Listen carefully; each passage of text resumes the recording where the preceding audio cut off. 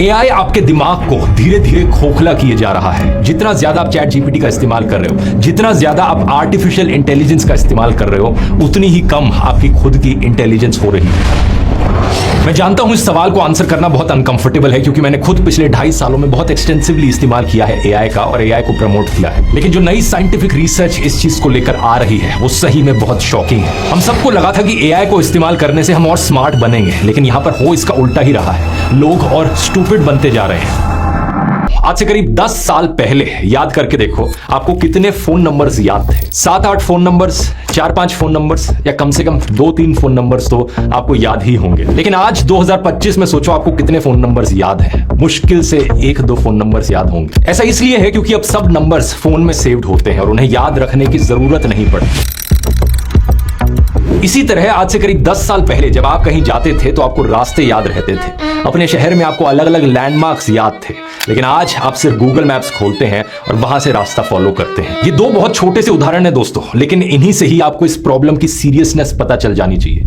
आगे वीडियो में मैं आपको वो साइंटिफिक स्टडीज दिखाऊंगा जो दिखाती हैं कि जो लोग गूगल मैप्स का कम इस्तेमाल करते हैं या बिल्कुल नहीं करते, फॉर एग्जाम्पल टैक्सी ड्राइवर्स, उनके ब्रेन का एक पूरा हिस्सा ज्यादा बड़ा होता है एवरेज लोगों के कंपैरिजन में। इमेजिन करके देखो, और गूगल मैप्स में तो पूरा मुद्दा सिर्फ रास्ते याद रखने का है। एआई चैटबॉट्स तो आपके लिए पूरे के पूरे एसेज लिख सकते हैं, आपके लिए कोड कर सकते हैं, बिजनेस डिसीजन से लेकर इन्वेस्टमेंट्स और आइडियाज जनरेट कर सकते हैं। यहां पर एक बहुत इनकन्वीनियंट सवाल खड़ा होता है दोस्तों, क्या एआई का इस्तेमाल करना लोगों को और स्टूपिड बना रहा है? पिछले कुछ महीनों में नई साइंटिफिक स्टडीज पब्लिश हुई हैं इस सवाल को लेकर और उनके रिजल्ट्स बहुत शॉकिंग हैं। आइए जानते हैं आज के इस वीडियो में दोस्तों।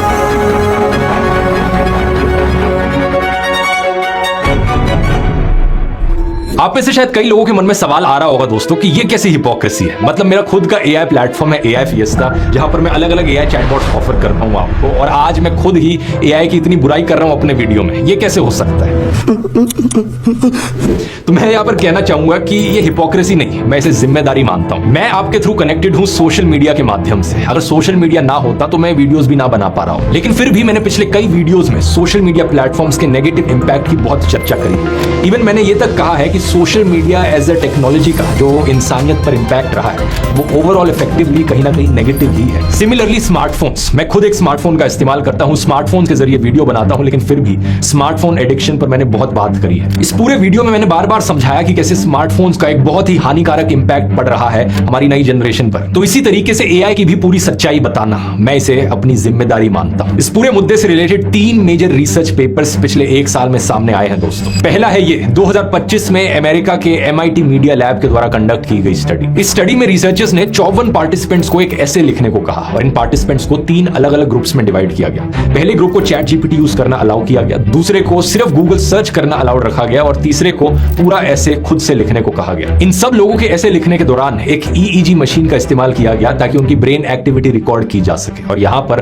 कुछ बहुत ही शॉकिंग चीज सामने आई। चैट जीपीटी यूजर्स का जो ग्रुप था उनमें सबसे कम ब्रेन एंगेजमेंट देखी गई, यानी कि ऐसे लिखते वक्त इन लोगों के ब्रेन में एक्टिविटी सिग्निफिकेंटली कम थी। लिटरली कहें तो इनका ब्रेन स्विच्ड ऑफ था। सबसे चौंकाने वाली बात तो ये थी कि ये स्टडी कई महीनों तक चली थी और कुछ महीनों बाद ये देखा गया कि चैट जीपीटी यूजर्स और आलसी होते गए और स्टडी के आखिर में सिर्फ एसेज को चैट जीपीटी से कॉपी पेस्ट कर रहे थे। जब इस ग्रुप के लोगों से पूछा गया कि उन्होंने क्या लिखा है तो वो अपना ही लिखा गया ऐसे कोट नहीं कर पा रहे थे, जबकि जिन लोगों ने बिना किसी टूल का इस्तेमाल करे खुद से ऐसे लिखा था उनको सब कुछ याद था। जो गूगल सर्च को इस्तेमाल करने वाला ग्रुप था वो कहीं ना कहीं इनके बीच में लाई किया। उनमें एक्टिव ब्रेन फंक्शन जरूर देखा गया, लेकिन उतनी ब्रेन एक्टिविटी नहीं थी जितनी तीसरे ग्रुप में थी। इसी तरह 2025 में माइक्रोसॉफ्ट और कार्नेगी मेलन यूनिवर्सिटी ने 319 नॉलेज वर्कर्स पर यह वाली स्टडी करी। इसमें पाया गया कि जिन लोगों को एआई पर ज्यादा भरोसा होता है वो बहुत कम क्रिटिकल थिंकिंग करते हैं। जब लोग एआई पर ज्यादा रिलाई करने लगते हैं तो उनकी इंडिपेंडेंट प्रॉब्लम सॉल्विंग स्किल्स कमजोर हो सकती हैं। इसके अलावा स्टडी में पाया गया कि जो लोगों का पहले प्रॉब्लम सॉल्विंग पर फोकस था वो फोकस अब शिफ्ट होकर इस बात पर पहुंच गया कि एग्जिस्टिंग सिस्टम में एआई को कैसे यूज किया जाए और कैसे ऑटोमेट किया जाए टास्क। तीसरी एक ये स्टडी है करीब 666 लोगों पर की गई। इसमें पाया गया कि फ्रीक्वेंट एआई यूज और क्रिटिकल थिंकिंग स्कोर्स में एक बहुत सिग्निफिकेंट नेगेटिव कोरिलेशन, मतलब जितना ज्यादा एआई यूज उतनी ही कम क्रिटिकल थिंकिंग होती है। इसके पीछे यहाँ पर रीजन बताया गया कॉग्निटिव ऑफलोडिंग। कॉग्निटिव ऑफलोडिंग का यहाँ पर मतलब है कि लोग अपने सोचने वाले काम एआई को आउटसोर्स कर देते हैं और इससे उनको खुद सोचने की जरूरत ही नहीं पड़ती। इसके अलावा एक बात यह भी सामने आई कि ये आउटसोर्सिंग यंग लोगों में ज्यादा देखी जा रही है। इन 3 स्टडीज से ये बात साफ है कि एआई का एक बहुत बड़ा बड़ा असर पड़ रहा है हमारे दिमाग की सोचने की कैपेबिलिटीज पर। लेकिन इसके अलावा यहाँ पर एक काउंटर पॉइंट भी है जो कई लोग उठाते हैं कि जब भी कोई नई टेक्नोलॉजी आती है उसको लेकर जो फियर होता है, जो डर होता है कि इस टेक्नोलॉजी से कहीं लोग और डम तो नहीं बन जाएंगे, कहीं लोग और स्टूपिड तो नहीं बन जाएंगे, ये डर हमेशा से रहा है। ये बात वैसे सच है दोस्तों। आज से हजारों साल पहले जब किताबों का इन्वेंशन हुआ था तब भी उसे एक थ्रेटनिंग टेक्नोलॉजी बताकर कुछ लोग किताबों का विरोध करते थे। जैसे कि ग्रीक फिलोसोफर सोक्रेटिस ने भी किताबें लिखे जाने का विरोध किया था। उन्होंने कहा था कि अगर लोग लिखना सीख गए तो उनकी मेमोरी खत्म हो जाएगी, वो चीजें याद नहीं रखेंगे, बस लिख कर रख देंगे। उनका यह भी कहना था कि राइटिंग से लोगों को विजडम की इल्यूजन मिलेगी, यानी कि लोगों को लगेगा कि वो बहुत जानते हैं लेकिन असल में वो कुछ नहीं जानते होंगे। हालांकि आज हम जानते हैं दोस्तों कि ये पूरा आर्ग्यूमेंट गलत था। एक्चुअली में लिखने से आपको चीजें बेहतर याद रहती हैं। इसी तरह जब 1970s में कैलकुलेटर्स आए तो एजुकेटर्स का कहना था कि बच्चों की मैथ्स की एबिलिटी खत्म हो जाएगी और वो जिंदगी की एक बेसिक स्किल ही नहीं सीख पाएंगे। Well, one of the disadvantages would be that without proper guidance and supervision, a student could become unduly dependent upon using the calculator. अब यहाँ से चीजें थोड़ी कंट्रोवर्शियल होना शुरू हुई। कैलकुलेटर्स पर जब रिसर्च करी गई तो उसमें पाया गया कि इतना क्लियर नहीं है। अगर इसका गलत तरीके से इस्तेमाल किया गया, ओवर यूज किया गया छोटी क्लासेस में, तो जरूर बच्चों पर इसका एक गलत इंपैक्ट पड़ सकता है। लेकिन कुछ स्टडीज ने यह भी दिखाया कि कैलकुलेटर्स का इतना बुरा असर नहीं पड़ रहा है। असली प्रॉब्लम असल में शुरू होती है दोस्तों गूगल के आने के बाद। साल 2011 में बेट्सी स्पैरो और उनकी टीम ने एक रिसर्च की जो बहुत फेमस हुई। उन्होंने पाया कि जब लोगों को पता होता है कि कोई इंफॉर्मेशन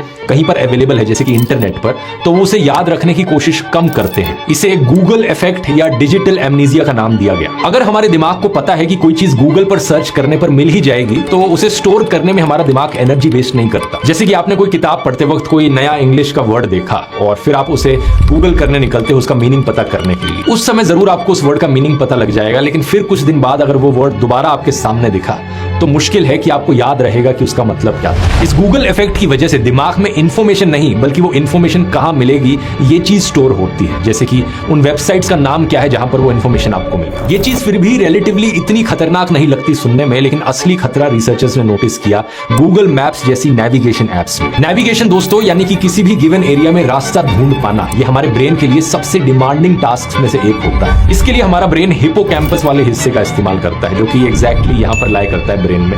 ये हिपोकैम्पस हमारी मेमोरी और लर्निंग के लिए बहुत जरूरी होता है। कुछ एंथ्रोपोलॉजिस्ट का यहां तक मानना है कि नेविगेशन की वजह से ही इंसानों को याददाश्त की जरूरत पड़ी और शायद इंसानों का जो एवोल्यूशन देखा गया उसके पीछे एक बड़ा कारण था नेविगेशन की जरूरत। नेविगेशन स्किल्स का इतना गहरा असर पड़ता है हमारे दिमाग पर कि ब्रेन का स्ट्रक्चर तक बदल जाता है। साल 2000 में पब्लिश की गई ये वाली स्टडी देखिए। लंदन में टैक्सी ड्राइवर्स के ब्रेन को एनालाइज किया गया और एक नॉर्मल इंसान के ब्रेन से कंपेयर किया गया। उस जमाने में नेविगेशन इतनी अच्छी नहीं होती थी, तो लंदन में टैक्सी ड्राइवर्स को 25,000 स्ट्रीट्स तक याद रखनी पड़ती थी। और उनके ब्रेन को जब एनालाइज किया गया तो पता चला कि उनके ब्रेन में जो हिपोकैम्पस वाला हिस्सा है वो कहीं ज्यादा बड़ा है एक आम इंसान के कंपैरिजन में। और आज के दिन जो लोग गूगल मैप्स और जीपीएस पर बहुत ज्यादा रिलाई करते हैं उनमें उल्टा ही देखने को मिलता है। उनकी नेविगेशन स्किल्स कमजोर हो जाती हैं और बाद में वो रास्ते याद नहीं रख पाते क्योंकि उनका हिपोकैम्पस ट्रेन नहीं होता। अब दिक्कत यहां पर यह है कि हिपोकैम्पस सिर्फ नेविगेशन के लिए जरूरी नहीं है, ये एपिसोडिक मेमोरी, फ्यूचर इमेजिनेशन और कॉन्सेप्ट्स कनेक्ट करने के लिए भी बहुत जरूरी है। जब आप अपनी नेविगेशन स्किल्स इस्तेमाल नहीं करते तो आपकी ये सारी बाकी एबिलिटीज भी कमजोर होने लगती हैं। और अब आप इमेजिन कर सकते हो दोस्तों कि एआई का